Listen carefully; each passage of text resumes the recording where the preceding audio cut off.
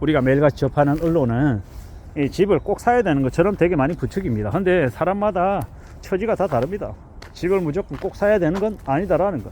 물론 능력이 되고 살 수 있고 자가로 오래오래 여유롭게 편안하게 지내고 싶은 사람들은 사면 됩니다. 근데 제가 생각할 때는 무조건 꼭 집을 사야 된다라는 건 반대입니다.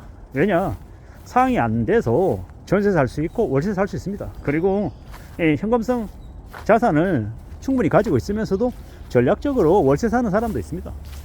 그걸 꼭 전세 살고 월세 살면 가난하고 집이 있으면 꼭 부자다, 이렇게 이분법적으로 판단하거나 평가할 필요는 없겠다라는 겁니다. 그리고 사람들은 각자 처지에 맞춰서 자기의 상황에 맞게 결정하면 되는 겁니다. 어떤 사람들은 주택담보대출 받아서 원리금을 400만 원씩 내는 것도 가능한 사람이 있습니다. 그리고 어떤 사람은 100만 원만 내도 힘들어하는 사람이 있다라는 거.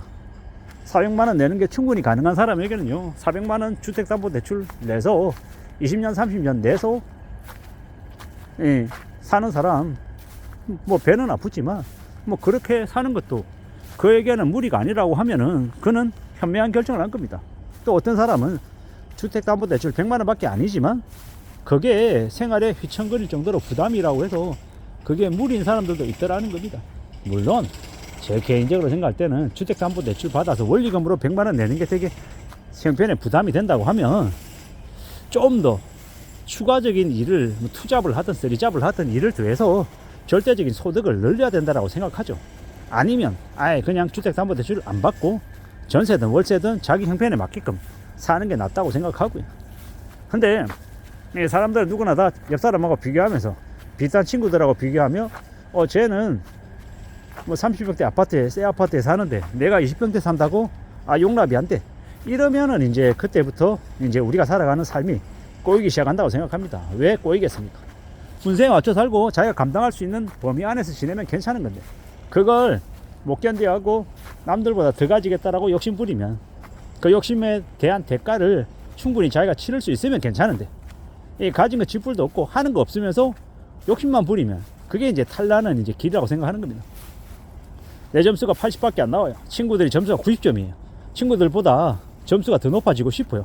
이런 욕심은 되게 좋은 욕심이라고 생각합니다. 그리고 그 욕심이 자극이 돼서 내가 친구 녀석들보다 1시간 2시간 더 책상에 앉아서 공부를 더 한다, 이러는 이제 자극이나 이런 비교는 되게 좋죠. 적당한 건. 근데 공부는 하지 않으면서 가만히 앉아서 시험 점수만 잘 나오고 싶은 그런 마음은요, 도둑놈 심보죠.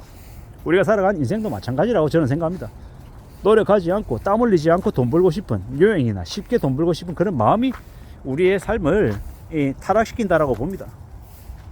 코인 투자 갑자기 했더니 뭐 100배 올랐다 1000배 올랐다, 이런 얘기 들으면 흥분이 되죠. 도파민 분비되고 나도 그러고 싶고 나도 1000만 원 넣어서 나도 20억 생기면 좋겠다, 이런 마음을 갖죠. 근데 현실 세계에서 그게 가능합니까? 가당키납니까? 거의 불가능한, 말이 안 되는 이야기죠. 근데 그걸 바라면요, 현실 세계에서 뭔가 탈이 날 수밖에 없죠. 저는 이제 뭐 자기계발서 같은 것들, 앤서니 로빈슨의 뭐 내 안의 작은 거인을 깨워라, 이런 책들도 되게 많이 읽었거든요. 무한 능력 이런 것들. 정말 그런 것들을 계속 내가 다짐하고 되뇌이면 내 삶이 좀 바뀔 줄 알았어요. 근데 그냥 그건 책일 뿐이더라고요. 그냥 자기개발 영업하려 한 놈들의 이야기더라고요. 내가 아무리 말을 잘하는 걸 애쓰고 해도 그게 내 인생을 바꾸거나 하지 않더라고요. 물론 많은 도움은 되겠죠. 내 의지나 나의 마음가짐이 좀 굳건히 갖춰져서 좀 더 안정적으로 살 수 있는 계기는 될 수 있겠죠. 근데 그게 전부가 아니더라는 겁니다. 전부가 아닌 일부분을 가지고 전부라고 얘기하면 거짓말이죠. 가짜죠. 사기죠. 우리가 살아가는 인생에서도 마찬가지 같습니다. 상당히 중요하게, 상당히 우선순위에 두고 살아야 될 것들이 여러 가지가 있죠.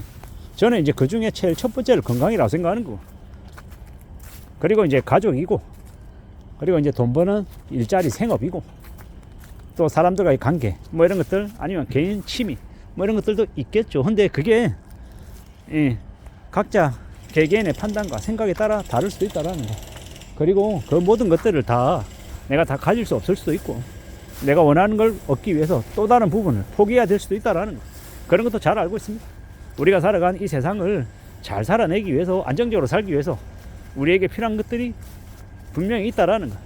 저는 이제 그 필요함이 끈기와 인내심과 참을성이라고 생각하는 겁니다. 그리고 꾸준히 열심히 일하겠다라는 각오, 다짐, 이런 거 말입니다.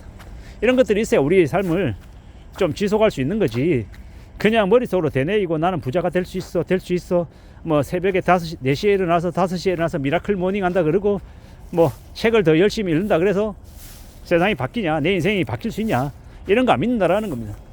뭐 아침형 인간이어서 일찍 일어나서 책 읽으면 좋죠. 근데 그건 그 정도인 거지. 그걸 아주 과대평가하고 아주 대단하게 인생을 확 뒤집을 수 있는 뭔가가 있는 것처럼 얘기하면 그거는 사자라고 생각합니다. 사자, 사기꾼, 가짜라고 생각한다라는 거죠.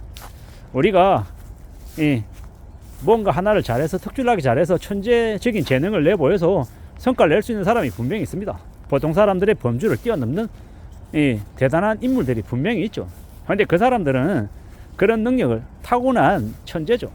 저 같은 평범하고 아둔한 사람이 그 사람이 한 방식을 그대로 따라하고 흉내낸다고 그 사람만큼 성과를 낼 수 있습니까? 없습니까? 못 냅니다. 그렇다면 어떻게 해야 됩니까? 남들이 한 걸 보고 참고하는 건 좋지만 내가 그 사람의 방식을 보고 그대로 흉내내가지고 그대로 그 결과물을 만드는다라고 기대는 안 하는 게 좋겠다라는 겁니다. 그런 기대를 가지면 이제 틀어지는 거죠. 내 예상하고 다른 거죠.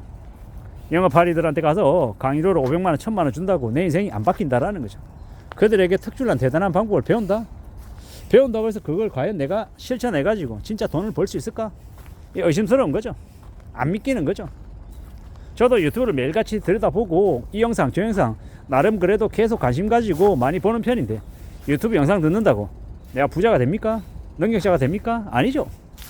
그냥 잠시 잠깐 그냥 기분 좋을 뿐인 거고 그냥 이제 내가 이미 알고 있던 것을 재확인하거나 아니면 아주 몰랐던 작은 사실들을 확인할 수 있는 계기가 되는 정도인 거지 그게 전부가 아니라고 저는 생각합니다. 그러므로 너무 욕심 부릴 필요도 없고 너무 과대평가할 필요도 없고 내 삶에 있어서 나의 삶을 좀 바꿔나가고 개선시키기 위한 길은 어디에서 시작된다? 나에게서 시작된다. 그러니 내가 하나씩 둘씩 뭔가를 만들어 나가는 게 제일 좋겠다라고 말씀을 드립니다. 살아가는 지금의 시대 우리의 삶을 어떻게 하면 좀 잘 만들어 나갈 수 있을까? 잘 강구해 봐야죠. 잘 따져 봐야죠. 계속 차근차근 축적해 나가고 하나씩 둘씩 만들어 나갈 각오하다 보면 아주 천천히 아주 더디게 뭔가를 만들어낼 수 있을 거라고 생각합니다. 꽤나 오래 걸릴 거라고 보는 거죠. 너무 조급하게 너무 서둘러서 뭔가를 이루겠다라고 욕심 갖는 것만큼 위험한 게 없다고 생각합니다. 천천히 두고 보고 인내하고 기다리면서 나의 것을 갖추어 나가려 할 때 그럴 때 내가 원하는 걸 만들어내지 않겠나 라는 생각이 듭니다. 아무쪼록 2025년에는 많은 것들을 이룰 수 있는 저나 여러분들이 되기를 바랄 뿐입니다. 이상입니다.